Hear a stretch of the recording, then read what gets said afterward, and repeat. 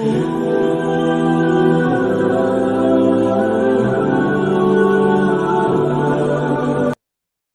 علیہ الصلوۃ والسلام نے ارشاد فرمایا وہ شخص مومن نہیں ہے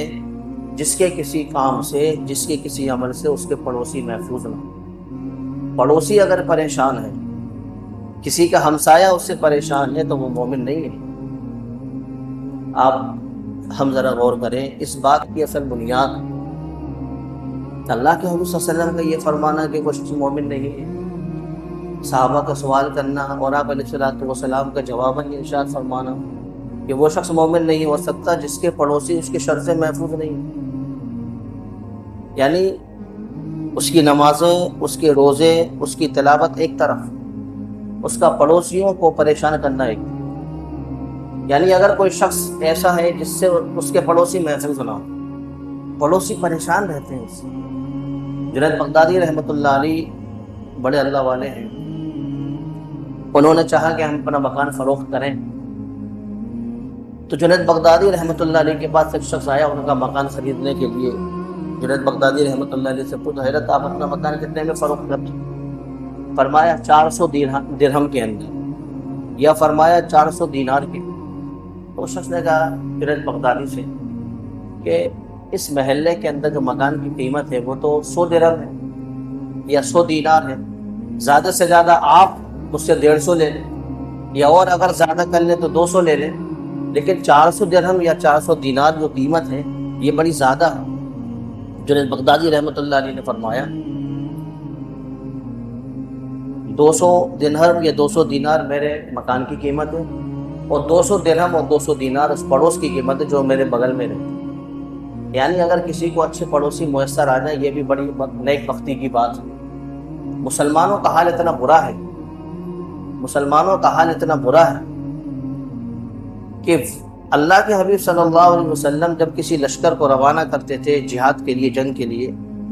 تو بہت ساری نصیحتوں میں سے ایک نصیحت یہ بھی تھی ان کو کہ دیکھو کسی نہتے پر وار نہیں کرنا، ہتھیار اگر کسی کا میدان جنگ میں گر جائے تو اس پر وار نہیں کرنا، عورتوں پر وار نہیں کرنا، جو ضعیف اور بزرگ حضرات ہیں ان پر وار نہیں کرنا، ان کے کھیت کھلیان کو نہیں جلانا، ان کے عبادت گاہوں کو منہدم اور مسمان نہیں کرنا، ان کا جو سبزہ ہے اس کو روندنا نہیں اپنے گھوڑوں کی ٹاپوں سے، ان کے کلیساؤں، ان کے مندروں کو، ان کی عبادت گاہوں کو منہدم نہیں کرنا، اور بچوں پر وار نہیں کرنا، اور اگر وہ امن مانگے تو ان پر حملہ نہیں کرنا۔ یہ جو حکایت اور یہ جو حکمت عملی اللہ کے حبیب صلی اللہ علیہ وسلم اپنی لشکر کو بتا رہے تھے، یہ تو غیر مسلموں کے تعلق سے، یعنی ایک اسلامی لشکر غیر مسلموں کے علاقے میں جا رہا، ان سے جہاد کرے گا، ان سے لڑے گا، تو اللہ کے حبیب صلی اللہ علیہ وسلم اس بات کو روا نہیں رکھتے کہ کوئی مسلمان کسی غیر مسلم کے ساتھ یہ رویہ اختیار کرے۔ اور مسلمانوں کا حال اتنا برا ہے کہ ایک مسلمان کے پڑوس میں ایک مسلمان، اور وہ مسلمان ایک مسلمان کی شرارتوں سے محفوظ نہیں۔ اب آپ سوچیں اللہ کے حبیب صلی اللہ علیہ وسلم کا 3 بار یہ کہنا کہ وہ شخص مومن نہیں ہو سکتا، اور اس پر اللہ کی قسم کھانا، پھر صحابہ کا سوال کرنا اور آپ کا جواب دینا کہ جس کے عمل سے اس کا پڑوسی محفوظ نہ ہو، نقصان میں ہو، وہ مومن نہیں۔ یہ کوئی بہت چھوٹی بات نہیں ہے، یہ اسلام کی بنیاد ہے۔ معاشرے کے اندر بگاڑ کا، فتنے کا، فساد کا جو دروازہ کھلا ہوا ہے اس کو اللہ کے حبیب صلی اللہ علیہ وسلم بند کرنا چاہتے ہیں۔ مسلمانوں کا حال اتنا برا ہے، آپ دیکھیں اگر ایک پڑوسی اپنے گھر کی جھاڑو دے گا تو وہ بغل میں جو پڑوسی اس کے گھر کے سامنے سارا کوڑا لگا دے گا۔ نالیوں میں اگر پانی ڈالے گا ایک شخص مسلمان، وہ اپنا دروازہ صاف کرے گا لیکن پڑوسیوں کی نالی میں کوڑا بھر دے گا۔ دین کہاں سیکھا مسلمانوں نے؟ اللہ کے حبیب صلی اللہ علیہ وسلم نے ارشاد فرمایا مجھے پڑوسیوں کے بارے میں اتنی تاکید کی گئی، مجھے ایسا گمان ہونے لگا کہیں ایسا نہ ہو کہ پڑوسیوں کو وراثت میں شریک کر دیا جائے حصے کے۔ اور کتنی حدیثیں مبارک اس بات کی تائید میں، للجار حق، لوگوں پڑوسی کا تم پر حق۔ نبی علیہ الصلوۃ والسلام نے ارشاد فرمایا اگر کوئی شخص اپنی عمارت بنا رہا ہے، اپنا گھر بنا رہا ہے، بغل میں اس کا پڑوسی ہے،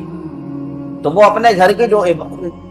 بنیاد ہے وہ اس طرح نہ بڑھائے، اس کو دیوار کو اس طرح اونچی نہ کرے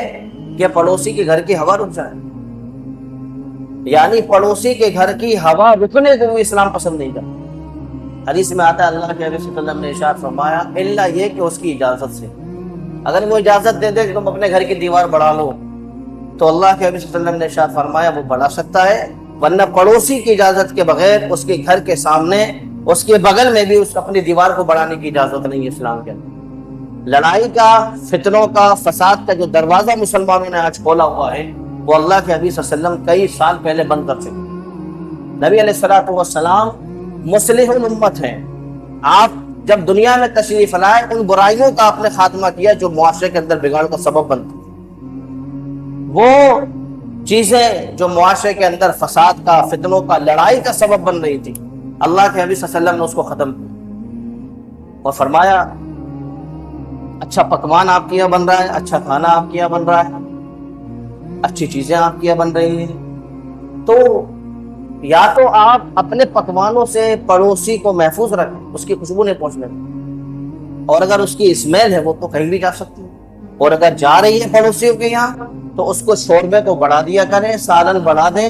اور تھوڑا سا نکال کر پڑوسی کے گھر پہنچوا دیا کریں۔ یہ آپ دیکھیں حسن معاشرت کا کتنا اچھا اصول ہے۔ پوری دنیا کے اندر اگر مسلمان اس اصول پر چلتے ہیں،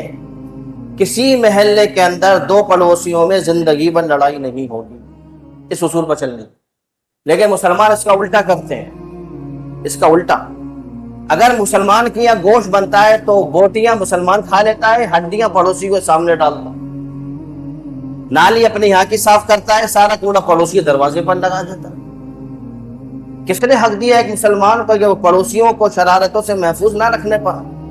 کس نے حق دیا کہ مسلمان کو وہ اپنے پڑوسیوں کو ستائے؟ جبکہ مصلح الامت اللہ کے حبیب صلی اللہ علیہ وسلم اس بات کی تاکید کر کے گئے ہیں کہ وہ شخص مومن نہیں ہے جس کی شرارتوں سے اس کا پڑوسی محفوظ ہو۔ ایک روایت میں یہ بھی ہے، پوچھا گیا اللہ کے حبیب مسلمان کون ہے؟ پوچھا مسلمان؟ حضور نے کہا مسلمان وہ ہے جس کی زبان سے، جس کی نگاہوں سے، جس کے اعضاء سے، جس کے قول اور فعل سے دوسرے مسلمان محفوظ رہے، اس کے ہاتھ سے مسلمان کو تکلیف نہ ہو، اس کے قول سے مسلمان کو تکلیف نہ ہو۔ آج مسلمانوں کے گھروں میں جو نحوست کے حالات، مسلمانوں کے گھروں کے اندر جو بے برکتی ہے، مسلمانوں کا مزاج یہ، وہ یہ سمجھتے ہیں کہ یہ بے برکتی اس وجہ سے کسی نے ہم پر کچھ کرا دیا ہے، دیکھو حضرت شاید کسی نے کچھ کرا دیا، کسی نے کچھ نہیں کرایا، یہ تمہاری ان بد دعاؤں کا نتیجہ ہے جو تم نے پڑوسیوں کو پریشان کر کے لے رکھی، ان بد دعاؤں کا نتیجہ ہے، اور اس کو معلوم ہی نہیں کتنی بد دعائیں ہمیں مل رہی۔ ایک شخص، یہ اسلام ہے، عین اسلام ہے کہ آپ کی ذات سے کسی کو تکلیف نہیں پہنچنی چاہیے۔